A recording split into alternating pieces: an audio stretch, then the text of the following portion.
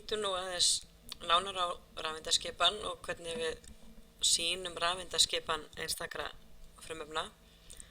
Ég bendi á fyrra myndbandum rafeindaskipan til að sjá hvað á undan er gengið og minni á að hvert svigrúm hefur pláss fyrir 2 rafeindir, sem þýðir að S-svigrúm hafa alltaf pláss fyrir 2, P-svigrúm á hverju hvolfi hafa pláss fyrir 6 vegna þess að það eru 3 P-svigrúm, D-svigrúm hafa pláss fyrir 10 rafeindir og F-svigrúm fyrir 14.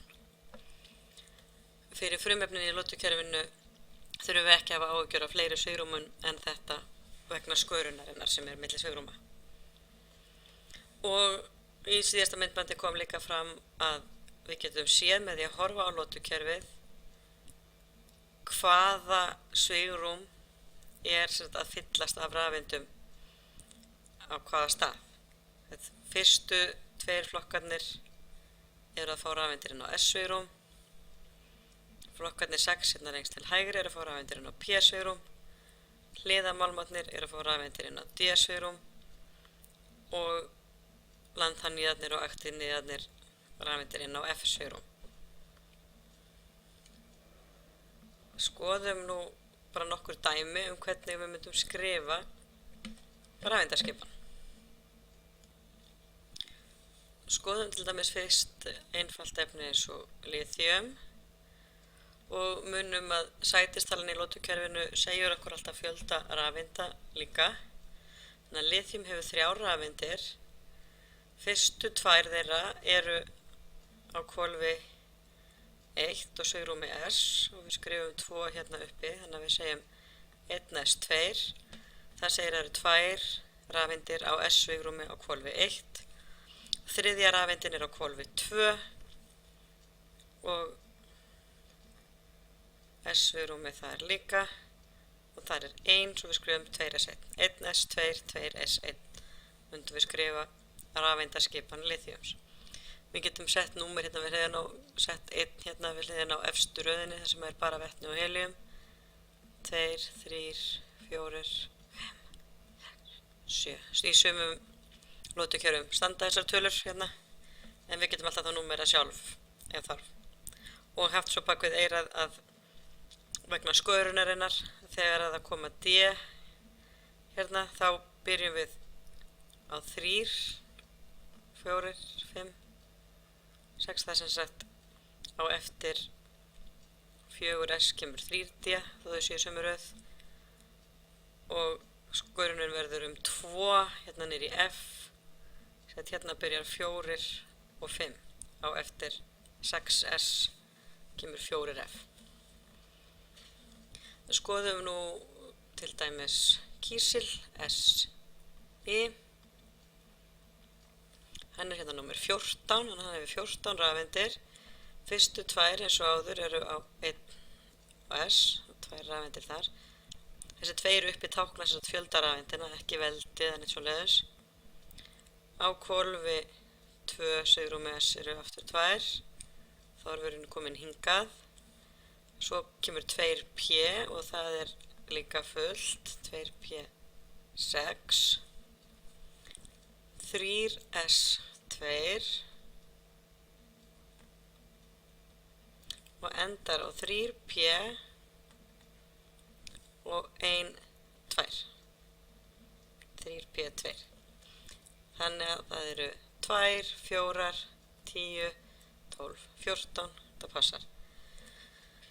Þetta má stytta og það má svo sem gera það við alla svona rafeindaskipan með því að bakka í næstu eðallofttegund á undan sem hér væri neon. Kemur neon í hornklofa og þannig táknum við rafeindaskipan neons sem er þá hérna upp í 2p6 og svo myndum við bara bæta við 3s2, 3p2. Þetta má gera hvað sem er í lotukerfinu en það er alltaf bara eðallofttegund sem má setja svona í hornklofa og svo heldum við áfram bara með rafeindirnar sem eiga að koma á eftir henni. Við tökum eitthvað aðeins stærra hérna, til dæmis wolfram, tvöfaldof, og notum svona eðallofttegundar styttinguna því annars verður þetta orðið ansi mikið af rafeindum. Næsta eðallofttegund á undan er xenon, þannig að við myndum skrifa hérna xenon í hortklofa. Á eftir xenon kemur 6s2 af því við erum komin í 7. lotu niður, 6s2, og hérna dettum við niður í f-ið, 4, f14, og því þessi eru full áður við höldum áfram. Og svo kemur 3, 4, 5, d, 1, 2, 3.